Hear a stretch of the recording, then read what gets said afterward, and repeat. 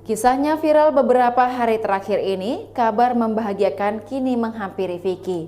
Vicky adalah pelajar SMA yang ditemukan jatuh nyaris pingsan karena kelelahan berjalan kaki dari sekolah ke rumahnya. Videonya viral dan mendapat perhatian dari netizen Indonesia. Kisahnya bermula dari video unggahan akun TikTok @terdalam_. Vicky yang tinggal di Ciputat selama 2 tahun belakangan terpaksa berjalan kaki ke sekolahnya di daerah Bojong Sari Lama. Setelah kisahnya viral, Vicky kini mendapat uluran tangan dari warganet. Ia diberi hadiah dan memilih antara 3 pemberian tersebut, sepeda, motor, atau sepeda listrik. Saat diberikan hadiah itu, Vicky sempat menolak karena tak ingin merepotkan.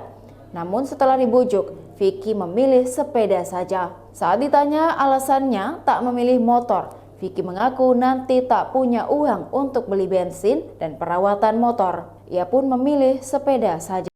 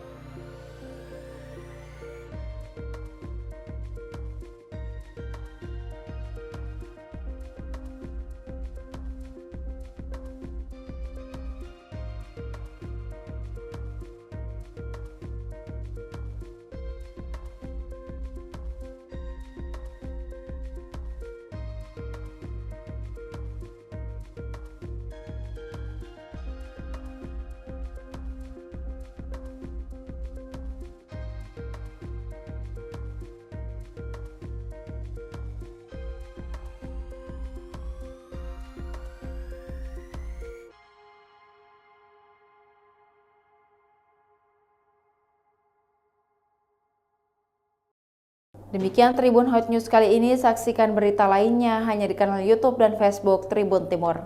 Terima kasih sudah nonton, jangan lupa like, subscribe, dan share ya!